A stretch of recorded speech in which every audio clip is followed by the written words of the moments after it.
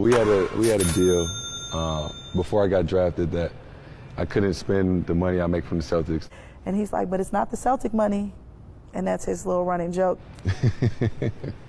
I'm always going to be his mom, but he's still a grown man. But I also tell him all the time, like, if you make a decision and it turns out not to be, you know, the best one, or things don't turn out the way we'll figure that out too. I'll help you clean it up, and we're going to hold our head high. We're going to learn whatever lesson needs to be learned, and we're going to move on to the next thing. There's things that are very new to us now, even from like investing or, you know, different levels of assets, and never had that. You know, I've never even had an extra $100 a month to put away in investments or savings. So I came in, my contract was big. I had $230,000. That was per year. Per year. Yeah, exactly. Yeah. Right. Dudes are spending that now on cars. Per day. Right? There's a guy with 10 cars, and 6 of them cost what I got paid my whole year, is the way I look at it. And they don't even drive. Right. I went to China. When we went to China, never mind. Nope. I ain't doing it. They ain't gonna wear you out, bro. They know they got the. All right, I'm gonna do it. It's funny as hell. Remix. This how I knew rich people crazy, bro. So the richest person on our team, the owner, he's the richest. Yeah. His wife went and bought a whole Louis Vuitton fake set. I said, no, the fuck she did. And she did. Yeah. They was buying so much fake shit in China. One time, one of the girls, I don't remember who girlfriend it was, she bought a YSL bag, but it said Y8L. Instead of the S, it was an 8. Oh, 8, the number. Yeah. No, I can't do it. You can't come to America like that. I don't know what's their problem. It's not that important to get some designer, especially if it's fake. I don't know if everything in China is literally fake, but if they got designer stores and y'all still buying it, I hope y'all not buying it at an inflated price. Owner's wife, bro, he a billionaire. She had the fucking big ass duffel with the suitcase with the. Oh, she got the Christmas kit. The whole team, we all bought Rolexes. I said I can't do it, y'all. The moment I get called out, bro, you gonna be tight. I would be tight, bro. You gonna be pissed. I ain't built like y'all, bro. Y'all don't care. I care, bro. Oh, so you didn't have no agent when you went? When I entered the draft, no, I didn't have an agent. I'm probably the highest pick selected ever that didn't enter with an agent. Why you ain't have an agent? When I went through the whole process and sat with a bunch of people, and what they was offering, I didn't really need for real. A lot of the agents came and was like, yeah, we're gonna move you to LA, we'll get you a trainer, put some money in your pocket, da-da-da-da-da. And I was like, for what? Do I gotta get that money back? They were like, nah, but you know, standard agent fee is 4%. So I'm starting to do the math, and a house, car, and all that, whatever you was offering is a lot less than what 4% would have been. So, you know, the math wasn't mathing for me. I ended up being the 3rd pick. A lot of people tried to, I think it was the agents, they tried to like slander my name a little bit, put it in the media that he's too this, he's too that. It ended up backfiring. But, you know, it all worked out in the end. You leaned on the union. What game did the union give you to have you like, all right, I can do this? All the players in the NBA pay dues. We all pay like $10,000 or something like that out of our salary. That goes to hiring lawyers, hiring, you know, just staff, CEO, everything that you need to lead a company, just that works for us. So all of that is our resources that we all pay for, that we agree to. So once I learned that, I just started using it. Oh, so you mean to tell me, if anybody have any issues in the NBA, they can just go to the players union and they can handle anything for you? For sure. Security. I'm talking about you can get, you know, private investigations done. They give referrals for financial advisors. They have a list of approved. You get a trust done, all type of stuff. All type of stuff, yeah. Foundation-wise, health insurance, whatever you need. They have a liaison that's paid to make sure that you get it done. Yeah. So I put it on their desk like, I need you to get this done. And they do, because that's their job. So I'm broke, so I need to fight. As you put it, you're broke. How dire is the situation? Former UFC fighter Miles Jury broke down his expenses on his website. We're going to take a look at that. As a fighter, usually 10% of your purse goes to your gym, 20% to your management, 30% gets taxed. A lot of people don't understand that. That's 60%. When we have these fights, that we owe people money after these fights. 60% of my money is already gone. Between the gym, between management, between taxes. Then you need to pay your coach. That's usually $50 to $150 per hour. You need to pay your medical licenses. So before you fight, you need to get cleared by doctors, and those expenses come out of your pocket. On top of that, I got bills, credit cards, I got kids. And diverse expenses that totaled $1 to $2K for jury per camp. That can be transportation, gas. Okay, they officially won. UFC is the worst career to choose. Food. That money goes. Money don't last forever. You was wearing a fake chain in this picture? Yeah. How much? People gonna think it real anyway because it's me. So you be wearing fake shit? Hell yeah. What's I ain't gonna spend all that money on that jury. That AE chain you got is fake? Nah, that shit real. I ain't gonna believe that. Real, I ain't gonna count. That real. So what other fake items do you own? Both of them chain fake. Both of them. Them earrings you got on right now? Fake.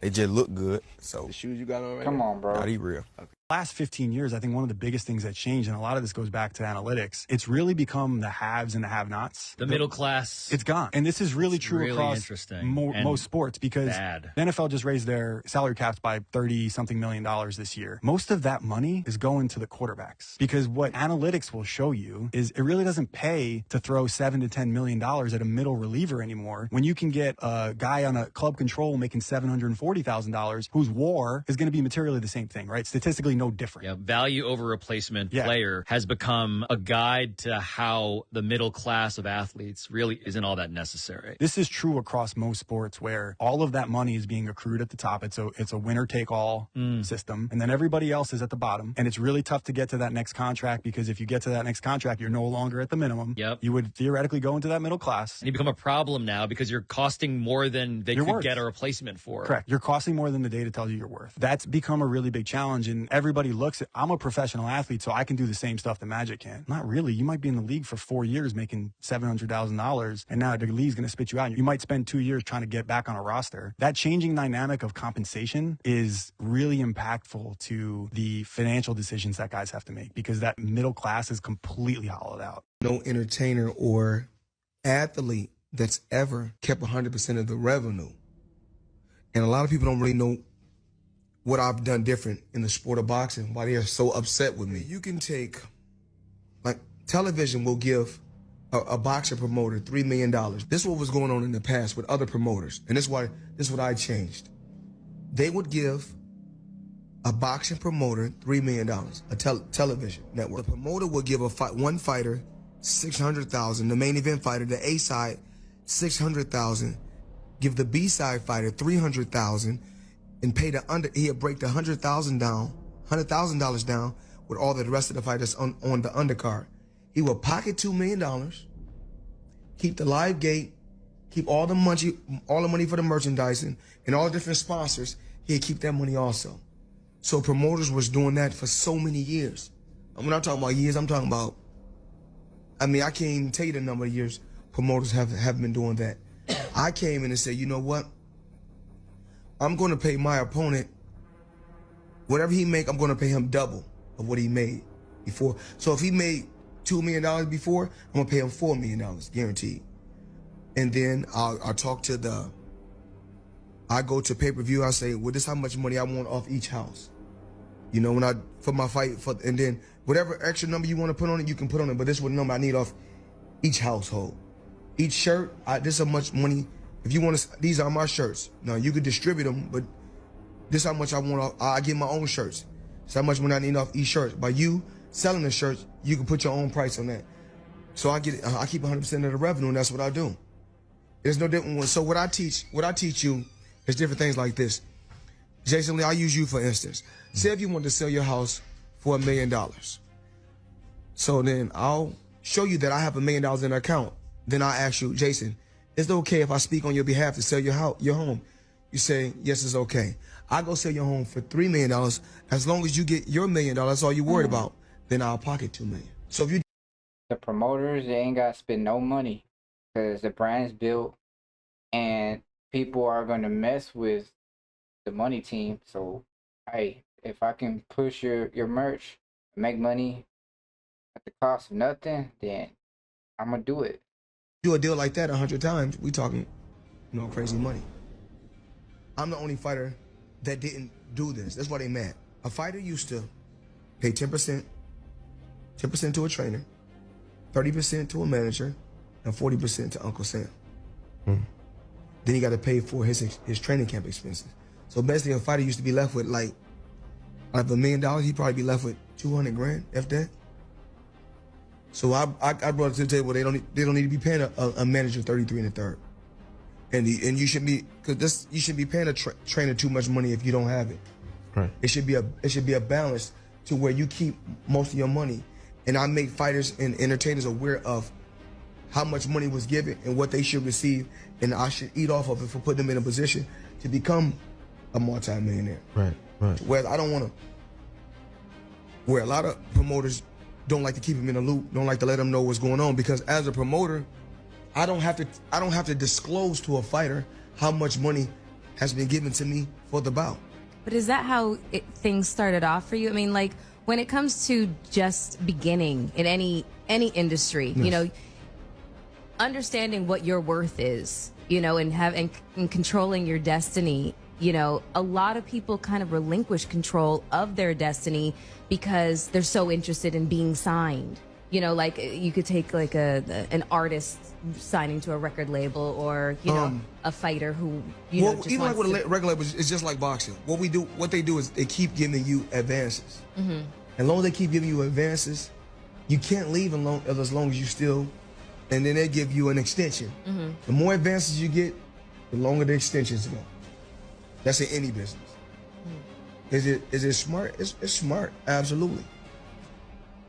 But I think that a lot of entertainers and athletes live for just a moment. To be somewhat intelligent and smart, to be able to make 100 million and 300 million, and actually at my age now, I'm still going out there picking up 20 and 30 million for 15 minutes and 20 minutes. I'm able. Greatest trade.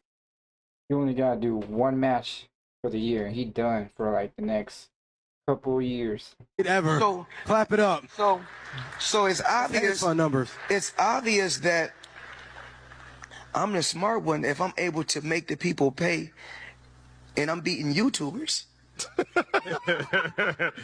Good point. I believe in having my own brand, so no one can mute me out. I believe in standing on my own 2 feet. I never had to deal with a shoe brand, and I still was able to make over $1 billion. So I get tired of hearing that I need them. You don't need nobody but yourself. Like I said, we all got a choice. We wake up with a choice and a chance every day. I don't need nobody but myself. And of course I need you guys to continue to support me. But we have to stop always thinking that we need certain brands. There you go. Y'all don't need anyone. You go out there, bro, and do you. That's all you gotta do, man. Do you. And just do it for a good purpose behind what you do. Don't worry about the noise. To solidify us, you know. I have my own brand, and I didn't beat guys that was with a major brand. You know, even like Pacquiao. He was signed to Nike. Nike, yep. Right? He had a Nike deal. Yeah. But that's not going to change the outcome. 270 million later. No, the 300 million later. Sorry. You don't short me 30. Go ahead, like the video, comment what you want to see on the next video. See you on the next one.